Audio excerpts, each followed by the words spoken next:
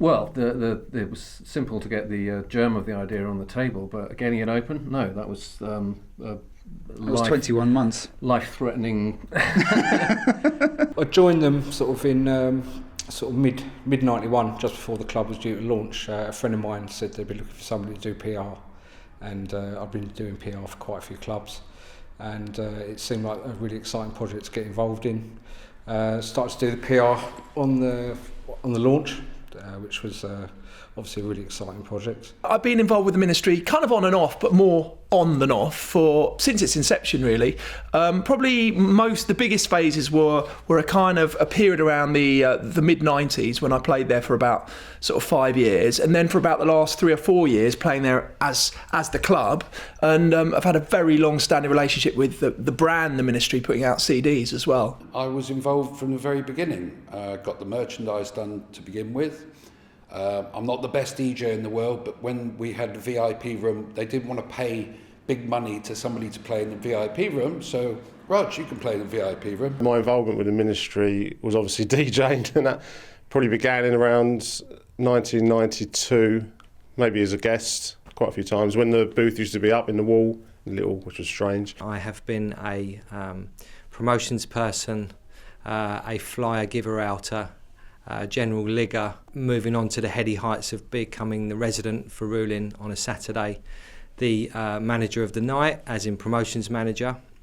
Some would say I couldn't manage that. I went there with my university on a university night out, and I was absolutely in awe of what the place was like. There was the amazing flamboyant costumes, and the whole atmosphere was just unbelievable. For me, taking like hip hop and R&B into ministry was something that I've been working on for quite a few years. I'd always been chipping away at the people inside ministry, because I knew it was like a sort of a massive destination point for all the dance music heads, and that I felt that the hip hop guys deserved, and the R&B guys deserved somewhere that could showcase them in musically the right way as well, and sound wise in the right way. I've been involved with the ministry as a DJ from February 94, which was my first ever club gig.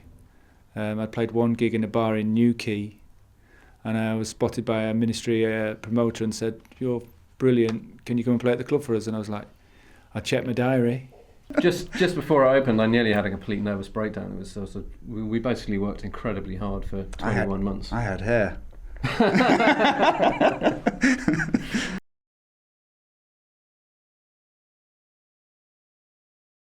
My first experience at Ministry of Sound was back in 1999. Before I was involved in Clubland, just came as a clubber, but I was actually that drunk I didn't know where I was going with my friends. My first memory of it was probably seeing Tony Humphries in December 1991. That's when I kind of first really experienced the whole thing going. I think I came down there one night, I was listening to Tony play, and I just remember thinking to myself, I need to hear hip hop in this room. Because as much as I love dance music, I knew that hip hop would tear up in that room. I just knew it would work.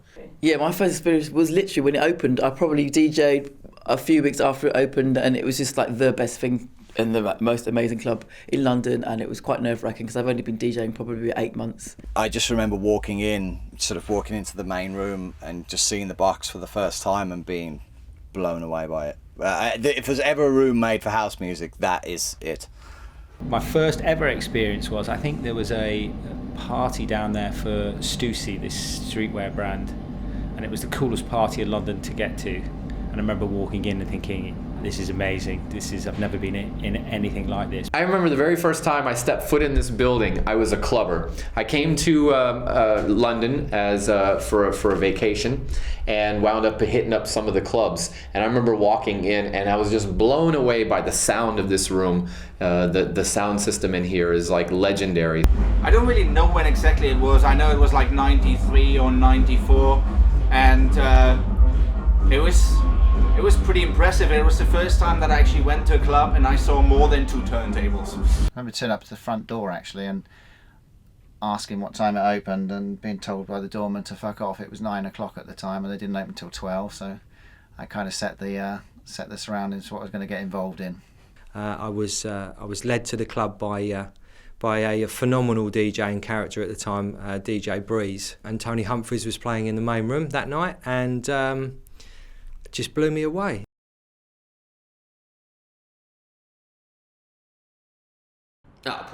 it's a dream come true, really. You know, first time I went into the box, like looking at that, it was like flying a spaceship or something. It's like being in Star Wars. It's the holy grail. It's the Maracana, it's the Wembley of nightclubs. Really, it's what you aspire to do when you're a DJ, when you're starting off in your bedroom. You know, that's the sound system you want to play on, because on every level, it's the best in the world. But the sound system, the lights, the club, you know, it doesn't get much better. For me, it was kind of a bit nerve-wracking, but within like 1 or 2 records, I think I played Masters at Work actually. The most important and the most scariest set was my first ever set. I played countless awesome places, but as far as a booth goes and as far as a sound system goes, and just being so geared towards being able to play music, there isn't another club that touches it. I'd sort of basically taken all the bass out of the beat to begin with, so then when the bass line kicked in, I remember just hearing it like rumble through, and I was thinking, oh my God, this is incredible. Well, back then at the Ministry, to play there was quite a big deal. It was the first kind of New York style club that we had, and so it was very special. And at this point, house and garage was much more soulful and that kind of vibe. So we were really trying to emulate a little bit of what was going on in New York. You know, it is one of the biggest brands in the world. So it's always full, and it's always full of really passionate clubbers that know their music. So all in all, I'd say it's got to be one of, if not the best clubs in the world. I got a phone call from the promoter at the time, Lynn, said we've got a charity night on tonight. It was a Thursday night. Would you like to warm up in the main room, which is known as the box, as you know? I said, yeah, I'd love to do it. You know, how much am I getting? She said, nothing. I said, great. And she said, oh, and by the way, you're warming up for Carl Cox. I get to go around the world and, you know, play records and meet amazing people in the best clubs. It's the first time I play there. The first time, you know, it's a legendary club where all the biggest DJ play there. So when I play in London, here for the first time, it was like I achieved something already. I said, okay, maybe I can die tomorrow. I did it. You don't feel like you're just playing records. You actually feel like you're spreading a vibe, that you're actually creating the atmosphere in the room. So to encapsulate it, if you play in the main room, be prepared to shit yourself.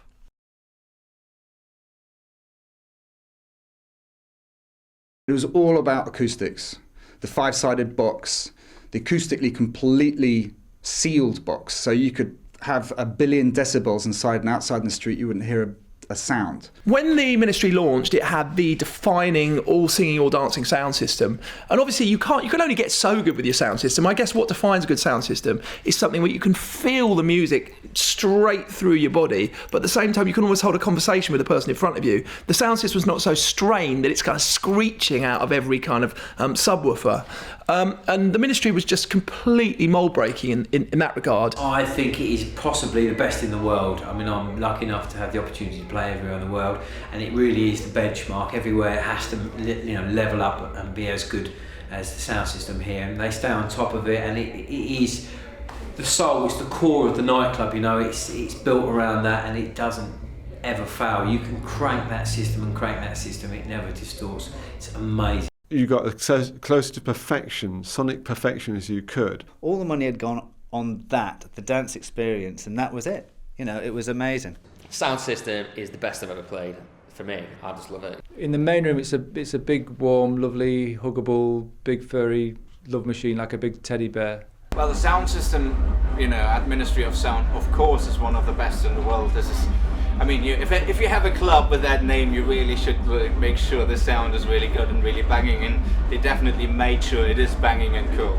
Francois Kevorkian used to come to the Ministry the day before his set and re-EQ the system from the beginning, put everything back to flat. And, you know, the sound engineer, whenever I used to tell him Francois was booked, he used to be standing there tearing his hair out, because he knew he'd spend the entire day with Francois until he got it exactly right. It's very important to remember that the box itself is part of the sound system. It's not just the speaker stacks that you see on the floor, it's the fact that the whole room is one giant box. As if it were a speaker in itself, it's providing a lot of the characteristics of the sound. And the stacks couldn't do what they do if you hadn't said, no, we've got to put it inside a box, we've got to have this mad roof on it. It's insane, really, what we spent. I think actually it can expose a weakness in people, because when you've got that kind of sound system and if you're not tight in what you're doing, whether it's your beats are a bit sloppy or musically you haven't thought about what's coming out of the speakers, you will make mistakes that will be exposed on a massive scale because it is loud and it is clear. So it's quite easy I've heard people go in there, clang and clash, and I'm like, well, you ain't coming back again. Yeah, it's the greatest sound system in the world. It really has been thought about. If you're going to listen to dance music, that's the place to go. I would, if it wasn't so well guarded, I'd steal the sound system. Well, the sound system at the Ministry is undoubtedly the best in the world, or one of the best. I mean, you can't knock it. It's just a DJ's dream. You know, you're in the DJ booth, every single track that you play just sounds exactly how it's supposed to. It's warm. It's got so much punch and energy behind it that people just have to come just the once to experience the sound, because it's like no other. Sound system is extremely dangerous. Extremely dangerous for your ears, for your heart, for your body, for your soul, but it's good. It's so good. I think the main thing that drew everything to the Ministry of Sound was the sound system. You know, if the club didn't have that sound system, I don't think the club would have been as successful as what it is. Yeah, the sound system is fundamental to the Ministry, obviously because of the name Ministry of Sound, but also because this was what Justin had set out to achieve, this place where... Well, it was groundbreaking when it was put in, and it was groundbreaking when it was upgraded, and I remember we all had to be invited along for the unveiling of the upgraded sound system, which blew your nuts off as it was. The system is set so lovely, and GSA did such an amazing job with it that, you know, it was a testament to it that the people up in Liverpool that had that small club called Cream tried to replicate the sound system up there, and I think it still stands as one of the greatest sound systems that the world's ever heard, I think.